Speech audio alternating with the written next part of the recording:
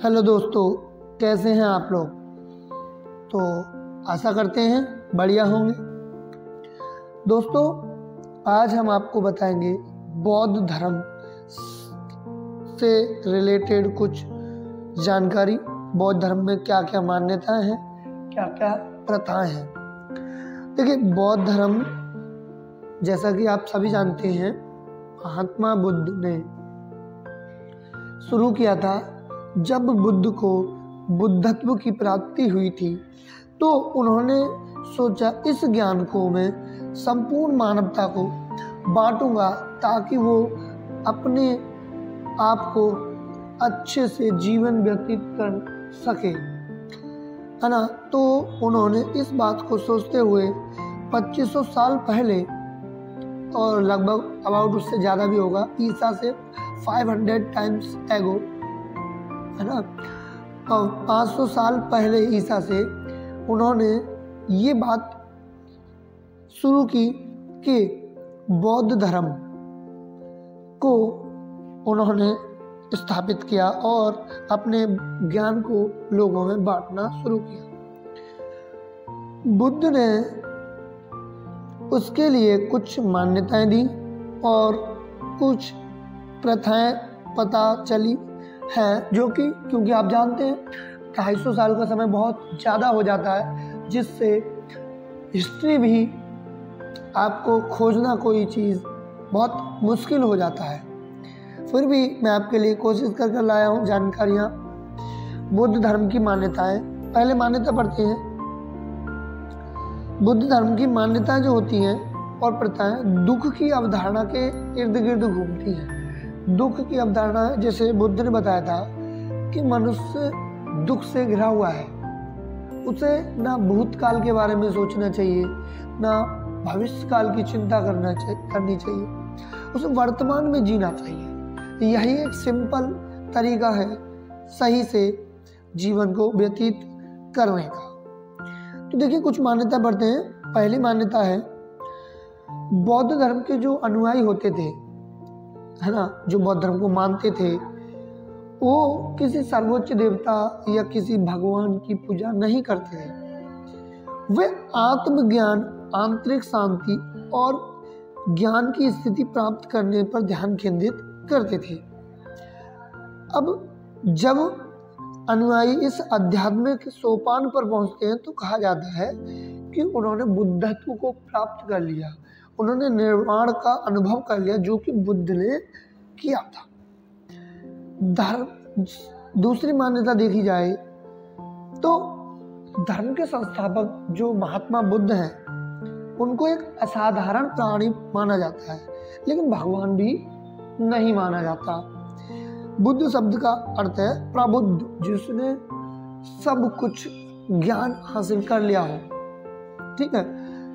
और बाकी आप अपने विचारों को कमेंट बॉक्स में शेयर कर सकते हैं कि आप क्या समझते हैं बुद्धत्व के बारे में। तीसरी मान्यता है, आत्मज्ञान का मार्ग नैतिकता, ध्यान और ज्ञान का उपयोग करके प्राप्त किया जाता है। बौद्ध अक्सर ध्यान करते हैं क्योंकि उनका मानना है कि यह सत्य को जागृत करने में मदद करता है। बौद्ध धर्म के भीतर चौथी मान्यता ये है कि बौद्ध धर्म के भीतर कई दर्शन और व्याख्या हैं जो इसे सहिष्णु और विकासशील धर्म बनाती है। देखिए, मैं अभी बता दूं आपको, जो व्यक्ति बौद्ध धर्म में रुचि रखते हैं वो इस वीडियो को एंड तक देखें ताकि आपको बौद्ध धर्म की क्या क्या मान्यता है उसकी पॉजिटिवनेस को पता चले।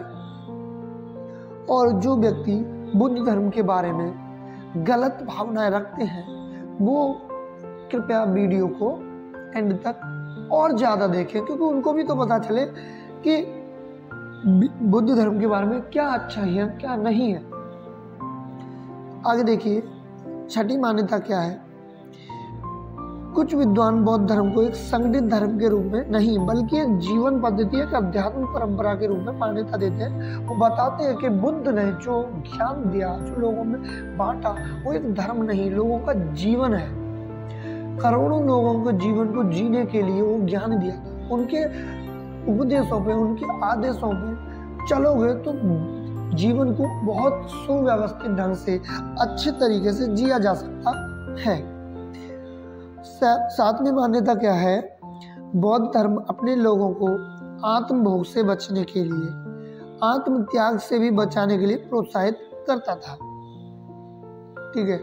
बुद्ध धर्म में 8th मान्यता, बुद्ध धर्म की सबसे महत्वपूर्ण शिक्षाएं, जिन्हें 4 आर्य सत्य के नाम से जाना जाता है, धर्म को समझने के लिए आवश्यक है, तो बताया गया।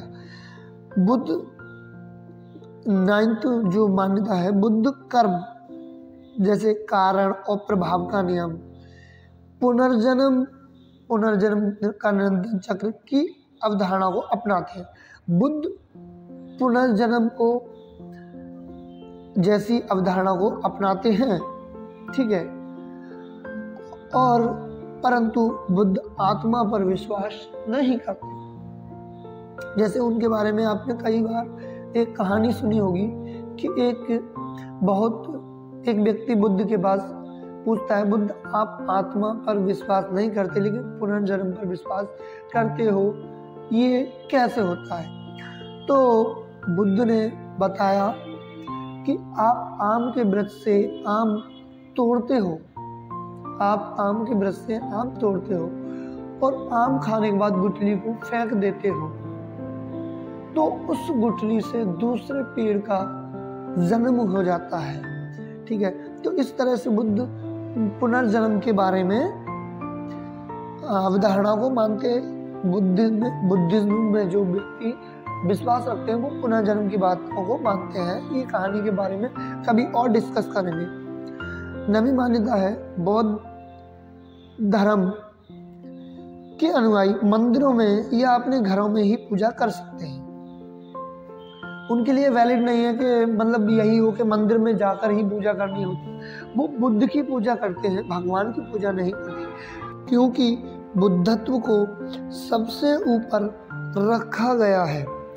बुद्धत्व को प्राप्त करने के बाद व्यक्ति को किसी भी चीज को प्राप्त करने के लिए कोई लालसा ही नहीं रहती। ठीक है ना। तो देखिए अगली क्या कहते हैं जो मान्यता है वो क्या है?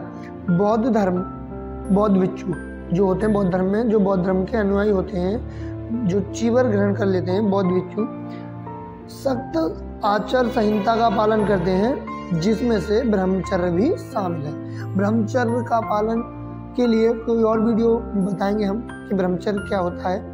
वैसे आप सभी जानते होंगे ब्रह्मचर्य क्या होता है। नॉर्मल लैंग्वेज में बताऊं तो ब्रह्मचर्य में आप शादी वगैरह नहीं कर सकते।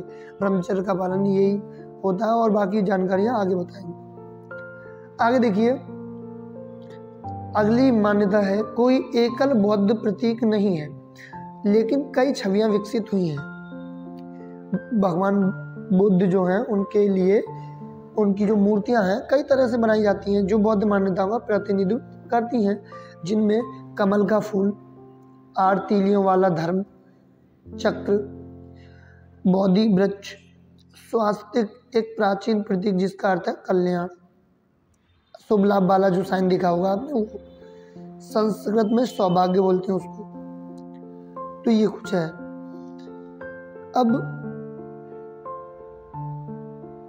अब देखिए आप इमेज देख रहे होंगे, एक जो आपकी स्क्रीन पर आई हुई है वो इमेज है संघाई के दक्षिण में लोंग हुआ मंदिर में एक सोने की बुद्ध पूर्णिमा बनाई गई थी। पहली बार 242 ईस्वी में बनाई गई थी, ये जो आप अभी स्क्रीन पर देख रहे होंगे। ठीक है। आगे देखिए, अब बाकी बातों में आप जानते हैं कि भगवान बुद्ध का जन्म कहाँ हुआ था। वर्तमान नेपाल में उनका जन्म हुआ था, एक राजकुमार के रूप में धनी परिवार में हुआ था। हालांकि उनका जीवन आसान था, गौतम दुनिया में कष्टों से द्रवित हो गए। लेकिन आप एक बात सोचो, जिस व्यक्ति का जीवन आसान था, जिस व्यक्ति को हर तरह का मोह मिल रहा था, फिर भी उस व्यक्ति ने कष्टों के बारे में इतनी जानकारी प्राप्त की, इतना परम सत्य प्राप्त किया जो आज तक कोई और नहीं कर। करोड़ों वर्षों में एक व्यक्ति बुद्धत्व को प्राप्त होता, वो बुद्धत्व को प्राप्त हुए थे वो व्यक्ति। तो सोचो आप उस व्यक्ति में कितना नॉलेज होगा, कितना एक्साइटमेंट होगा उस बुद्धत्व को प्राप्त करने के लिए। बौद्ध धर्म के संस्थापक गौतम बुद्ध के नाम से जाने गए। और इसी के साथ मिलते हैं अगली वीडियो में। आप कमेंट बॉक्स में बताइए कैसी लगी आपको ये जानकारी। ये पार्ट 1 था। पार्ट 2 में हम इससे आगे और भी बातें करेंगे बुद्ध धर्म से रिलेटेड। अब आपको ऐसी वीडियो मिलती रहेंगी और आपको बुद्ध धर्म के बारे में ज़्यादा जानकारी के लिए हमारे चैनल